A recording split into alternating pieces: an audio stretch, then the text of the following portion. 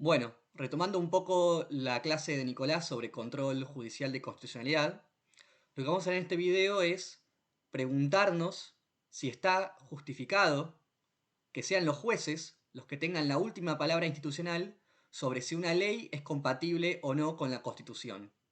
Lo que queremos preguntarnos es si es la mejor solución posible, si está moralmente justificado que sean los jueces los que tengan la posibilidad y la atribución de invalidar una ley y sostener que es inconstitucional, que es incompatible con el texto de la Constitución.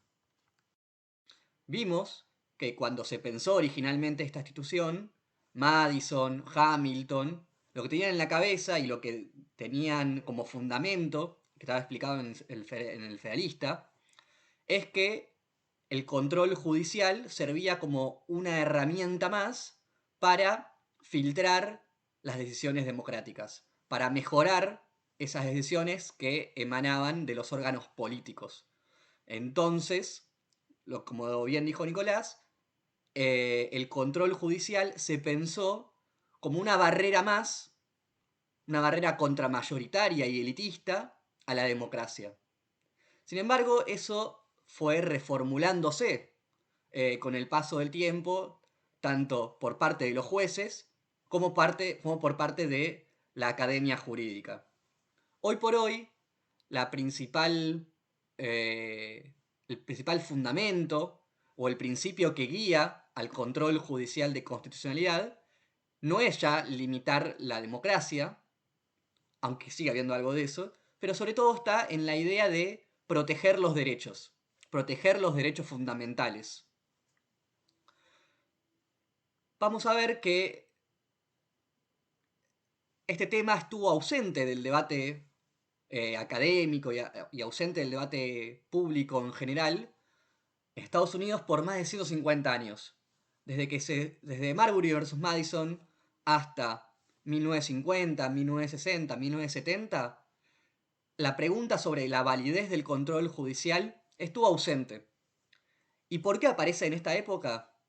Por una cuestión política, si queremos decirlo, llamarlo así, que es que en esta época empiezan a haber fallos sumamente activistas por parte de la Corte Suprema. Y cuando digo activista me refiero a fallos que fueron sumamente relevantes y polémicos políticamente hablando. Es la época, por ejemplo, de fallos como Brown versus Board of Education, en donde la Corte Suprema llevó adelante una reforma estructural gigantesca de la sociedad norteamericana. ¿Por qué? Porque terminó judicialmente con el sistema de segregación racial, que ustedes lo pueden ver mucho en las películas. Green Book ven muy bien eso, demuestra muy bien eso. Y entonces la Corte Suprema, un órgano no electo, no controlado por la ciudadanía, terminó con una de las instituciones centrales de una gran cantidad de provincias o estados del sur, como era la segregación racial, es decir, la idea de que había escuelas para blancos, escuelas para negros, hospitales para blancos, hospitales para negros, autobuses para blancos, autobuses para negros. También en esta época, la Corte Suprema decidió que las leyes que prohibían el aborto en ciertos estados eran incompatibles con la Constitución. De vuelta, la Corte Suprema tomando una decisión sumamente polémica, sumamente controversial, sumamente importante también, y no invalidando leyes emanadas y dictadas por los órganos democráticos de esos estados. Entonces, en esta época se dictaron fallos como dijimos, Brown versus Board of Education y Roe versus Wade, y que generaron un impacto muy grande tanto en la sociedad como en la academia jurídica. Y aparece un libro de Alexander Bickel que se llama La rama menos peligrosa, que hace referencia a lo que decía Hamilton en el Feste 78, sobre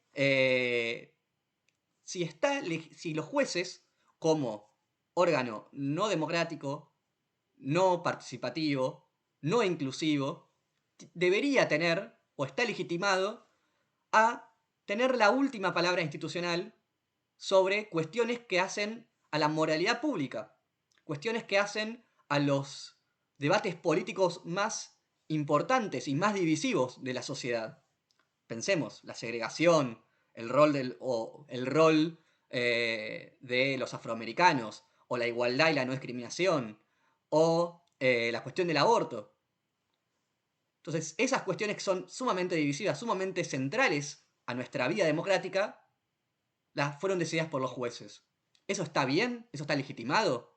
Eso es lo que se pregunta Alexander Bickel, que es muy crítico de esta actitud activista de los jueces.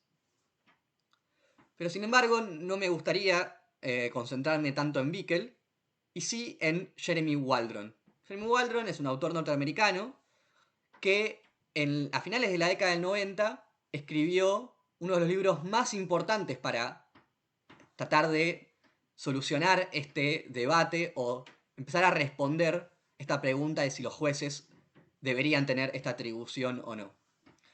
Jeremy Waldron escribe un libro muy importante que está traducido al español, que se llama Derechos y Desacuerdo.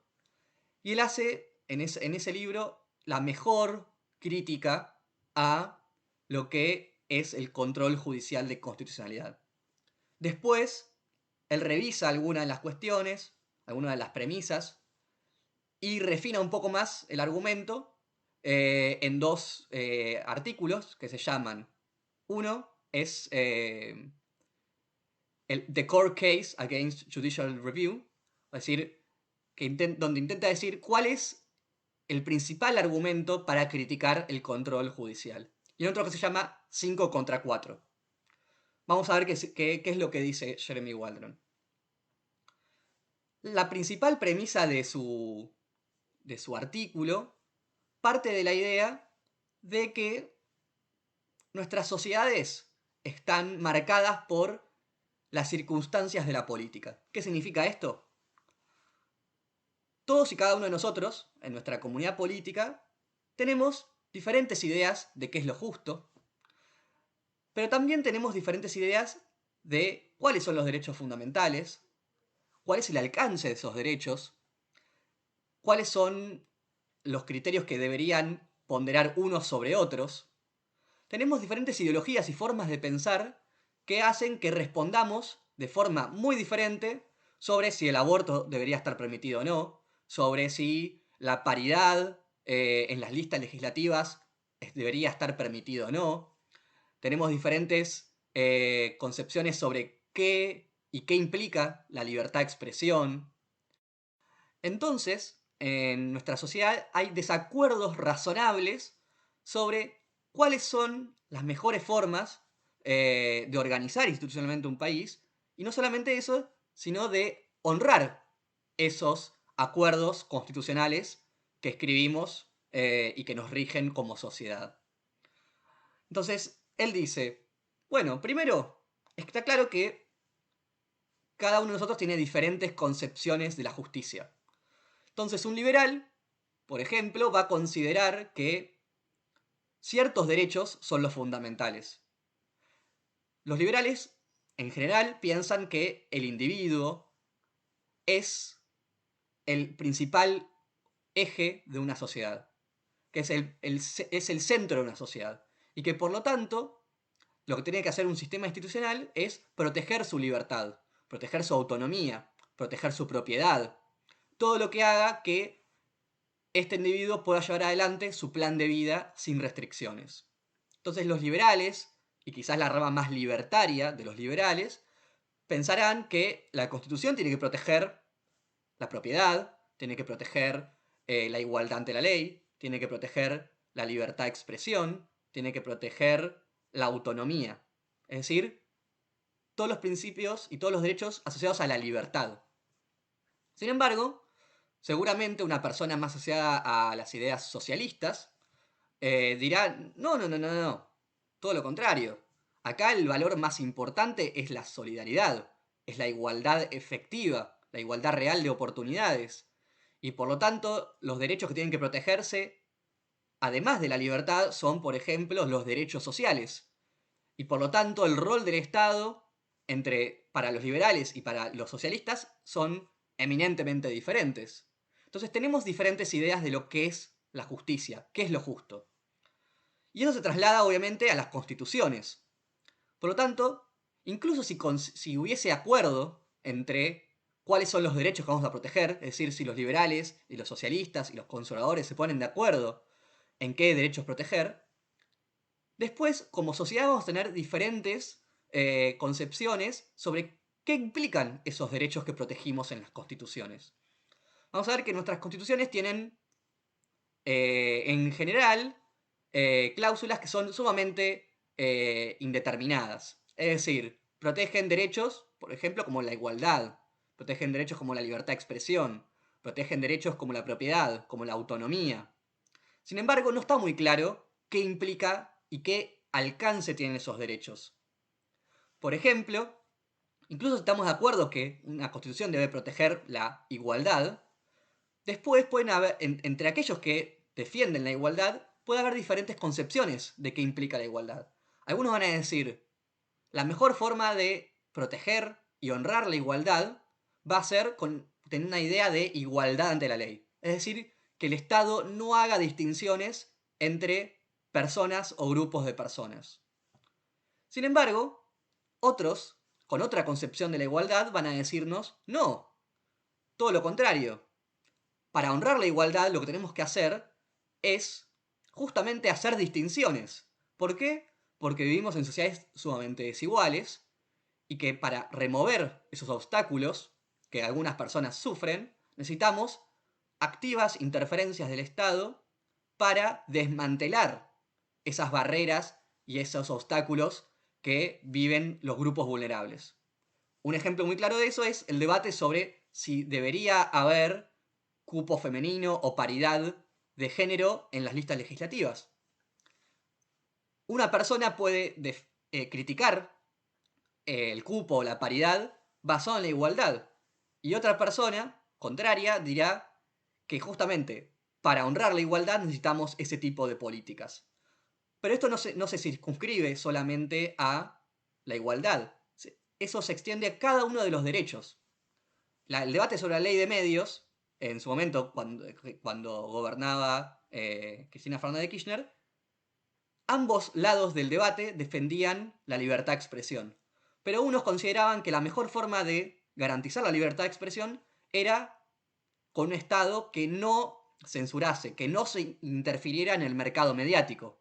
Sin embargo, otros decían, no, sin políticas y regulaciones estrictas, solamente se van a escuchar las voces de los que más poder tienen, de los que más dinero tienen. Y justamente algunas voces se van a ver silenciadas. Las voces de las minorías se van a ver silenciadas. Entonces, está claro, diría Waldron, que el desacuerdo existe sobre el alcance de los derechos. Y también existe sobre cómo priorizar un derecho sobre otro. Muchas veces hay leyes que van a ponderar un derecho sobre otro. Por ejemplo, cuando establecemos que las vacunaciones son obligatorias, ahí hay un conflicto de derechos muy claro. Por un lado está el derecho a la autonomía y de llevar adelante nuestro plan de vida como querramos. Y también está el derecho a la salud. Y por lo tanto, entre estos casos, una persona, por ejemplo, que reivindique su derecho a la libertad religiosa y que diga que la vacunación obligatoria va en contra de sus convicciones morales y religiosas, va a argumentar que esa ley es inconstitucional y que por lo tanto se debe ponderar y se debe priorizar su objeción, derecho a la objeción de conciencia y su derecho a la autonomía personal. En cambio, eh, otros podrán argumentar que ahí prima el derecho a la salud. ¿Por qué? Porque si no hay vacunación obligatoria, está demostrado que esas enfermedades se van a difundir y va a haber un contagio generalizado y eso puede llegar a incluso la muerte de muchísimas personas. Entonces, la Constitución, incluso si estamos de acuerdo en qué derechos tiene y en qué alcance tienen esos derechos, también hay desacuerdos sobre cómo priorizar y ponderar esos derechos cuando hay una tensión o un conflicto entre ellos. Entonces, Waldron nos dice, ¿cómo puede ser que ante esta diferencia radical sobre estas cuestiones es que los jueces tengan la última palabra para determinar la solución correcta a estos problemas? Y él tiene un presupuesto muy importante, que es la idea de que el primer derecho es el derecho a la participación. Las democracias y los sistemas jurídicos se basan en la idea de que cada uno de nosotros tenemos igual dignidad, igual consideración, y que por lo tanto las decisiones tienen que ser tomadas siguiendo ese principio. ¿Sí? Y la democracia se basa en la idea de que cada uno de nosotros tenemos igual capacidad e igual influencia en la toma de decisiones. Que cada uno de nosotros valemos uno. Entonces, Waldron va a llegar a una conclusión sumamente polémica, que es que darle esta atribución a los jueces, esta atribución que implica cerrar debates políticos y morales sumamente importantes y tener la última palabra institucional sobre qué es lo constitucional y qué no, es un insulto a cada uno de nosotros. Es un insulto a nuestra igual dignidad e igual consideración que todos nosotros merecemos. Y él da muy buenas razones para llegar a esta conclusión. Y dice, bueno, a ver, ¿cuáles son las principales justificaciones del control judicial? Y eso ya lo vimos un poco en la clase de Nicolás. Una de ellas es el argumento hamiltoniano, de la idea de que los jueces, al sostener la constitucionalidad de las leyes, lo que hacen es sostener un acuerdo democrático original, basado en la idea del poder constituyente. Y Waldron dice, bueno, eso tiene dos problemas. Uno, que es práctico o histórico, y eso también lo dice Nino. Bueno, las constituciones no nacieron con una legitimidad democrática fuerte. Fueron discutidas y sancionadas por una pequeñísima élite, por menos de 20 personas, menos de 30 personas, que pertenecían a las élites de ese momento. Élites masculinas, blancas, que no son para nada representativas de lo que es hoy la sociedad y nuestra comunidad política. Pero también tiene un problema teórico, que es que incluso si eso fuera verdad, que esto fue creado por una mayoría democrática abundante, eso no nos ata necesariamente como a nosotros 200 años después. Hay un problema generacional en la justificación original de esa constitución. Entonces, incluso si esa constitución fuese producto de un acuerdo democrático, no está muy claro, diría Jefferson, diría Paine, que esos acuerdos nos tendrían que regir a nosotros. Y por lo tanto, una ley debatida en la actualidad y sancionada en la actualidad no tiene por qué tener un peso menor a un acuerdo de hace 200 años creado por una serie de personas que hoy no podríamos llamar de ninguna manera como democrático. Otro argumento, y quizás es el argumento central que hoy justifica el control judicial de constitucionalidad, es la idea de mayorías y de minorías, o la idea de la tiranía, o el miedo a la tiranía de la mayoría. Entonces, esta idea nos dice que una democracia está limitada, obviamente, por la Constitución. Eso significa que está limitada por procedimientos y por derechos. Y esos derechos y esos procedimientos están sumamente pensados para proteger los derechos de ciertas minorías. Pensemos en los derechos de las minorías como la comunidad LGBT, minorías en poder como las mujeres, minorías como los pueblos indígenas, minorías como los inmigrantes. Entonces, la Constitución lo que haría es darle derechos a esas minorías para que las mayorías, en el juego democrático, no violen sus derechos fundamentales. Entonces, crea un campo, un ámbito, sobre los cuales las mayorías no van a poder entrar. Entonces, Waldron dice, bueno, vamos a ver, ¿por qué el Poder Judicial estaría en mejores condiciones de proteger a esas minorías? De hecho, durante muchísimos años, dice Waldron, fallos de la Corte Suprema violaron los derechos de esas minorías. Durante 150 años, la segregación racial en Estados Unidos fue legal, no solamente por las leyes de los congresos y las legislaturas provinciales, sino también por fallos judiciales de la Corte Suprema que avalaron ese sistema. Durante muchísimos años, las mujeres tuvieron menos derechos, no solamente por leyes, por el Código Civil, sino también por fallos que sostuvieron la desigualdad entre hombres y mujeres. Entonces, primero, no es real que los resultados de los fallos judiciales sean cualitativamente superiores en términos de protección de minorías que las leyes. En la historia han existido leyes y sentencias judiciales que han violado derechos. Pero no solamente eso, sino por qué el Poder Judicial estaría excepto de estos prejuicios hacia las minorías.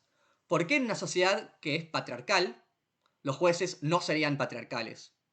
¿Por qué en una sociedad donde la mayoría tiene una determinada concepción de la igualdad, los jueces estarían aislados de eso? Digamos, no existe nada que impida institucionalmente que los jueces tengan las mismas ambiciones tiránicas de los derechos que el resto de la sociedad o el resto de la mayoría de la sociedad.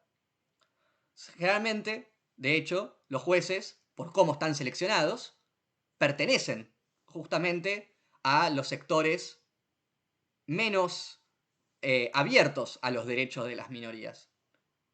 Entonces, Waldron dice, no hay nada tiránico en leyes que, debatidas de manera democrática, llegan a un resultado que no nos gusta. En cambio, parecería que sí hay algo de tiránico en que 9 personas definan los desacuerdos morales que tenemos como sociedad. Entonces, parecería ser que Waldron no encuentra una justificación de resultados, en términos de resultados, a favor del control judicial. Pero sí, en cambio, encuentra una justificación procedimental, es decir, de acuerdo al procedimiento, para sostener que el control judicial es injusto. ¿Por qué? Porque la deliberación democrática es la herramienta que mejor se ajusta a nuestra convicción de que cada uno de nosotros valemos uno y de que estas cuestiones tienen que ser decididas por cada uno de nosotros. Entonces, Nino es interesante porque da argumentos que son complementarios a Waldron. Nino discute la idea de imparcialidad y discute esta idea de la imparcialidad elitista que sostuvieron los miembros de este pacto liberal conservador que dieron lugar a nuestra Constitución. Discute la idea de imparcialidad que tiene Madison, que tiene Hamilton en la cabeza. Esta idea de imparcialidad, como ya la mencionó Nico al principio de la clase de control judicial, está basada en la idea de que solo algunos tienen la capacidad para llevar adelante este examen y esta búsqueda de cuáles son los contenidos de la Constitución, de qué leyes son compatibles o no con la Constitución. Entonces la idea es que nosotros, o mejor dicho, que solo algunas personas pueden llevar adelante este este razonamiento. Y que la mejor forma de llegar a esas verdades es a través de la reflexión individual de personas que conocen el derecho. Entonces la idea es que el juez, encerrado en su despacho, con sus libros, puede llegar a dilucidar cuál es el contenido de las cláusulas constitucionales, de cuál es la solución correcta a los casos que enfrenta, a los debates morales que la sociedad tiene. En cambio, Nino parte de una idea de imparcialidad diferente. Él sostiene que la mejor forma de llegar a estas verdades y al contenido correcto de la Constitución no es a través de la reflexión individual, sino que es a través de la deliberación colectiva, a través de la participación de cada uno de los afectados por las normas, intercambiando razones, intercambiando argumentos, y que esta imparcialidad se logra a través de un debate inclusivo. El debate inclusivo es lo contrario a un procedimiento judicial y al razonamiento judicial, que es particularmente el que mencionamos antes, que es la reflexión individual. Entonces, partiendo de esta idea de imparcialidad que sostiene Nino, uno podría ser muy crítico de que personas, que un número reducido de personas tenga la posibilidad de saldar esta discusión. Y que de hecho, lo que están haciendo no es llegando a una decisión imparcial, sino a una decisión sumamente discrecional, sumamente autoritaria, porque lo que hacen, a final de cuentas, es imponer su propia visión, su propia moral, por sobre la moral colectiva y las soluciones encontradas por una solución, por un debate democrático. Entonces, Nino es muy crítico de esta idea de imparcialidad y esta crítica a la idea de imparcialidad lo va a llevar a ser muy crítico también del control judicial. Entonces, pasando en limpio y concluyendo, es importante que lean lo que dice Waldron, lo que dice Gargarella, lo que dice Nino, que básicamente se basa en, como vimos, una idea muy fuerte sobre cuáles son los desacuerdos que tenemos en una sociedad democrática y cómo procesamos esos desacuerdos. Segundo, la especial importancia que tienen la democracia, la inclusión y la deliberación en la resolución de esos desacuerdos. Y tercero, la idea de la imparcialidad. Estas tres ideas, esos tres conceptos, van a llevar a personas como Gargarella a sostener que los jueces no deberían tener esta última palabra. Pero esto no significa que los jueces no tengan un especial rol a la hora de participar de este debate democrático sobre cuáles son los contenidos de los derechos fundamentales. Por lo tanto, Gargarella va a plantear que los jueces deberían tener la posibilidad de analizar la constitucionalidad de las leyes, pero quizás lo que deberían hacer es no tener la última palabra, sino poder contribuir al debate democrático, ofrecer un ámbito en el cual se pueda contestar, se pueda criticar las decisiones democráticas, pero de ninguna manera puedan tener esta última palabra y resolver los debates morales y políticos que atraviesan a nuestra sociedad.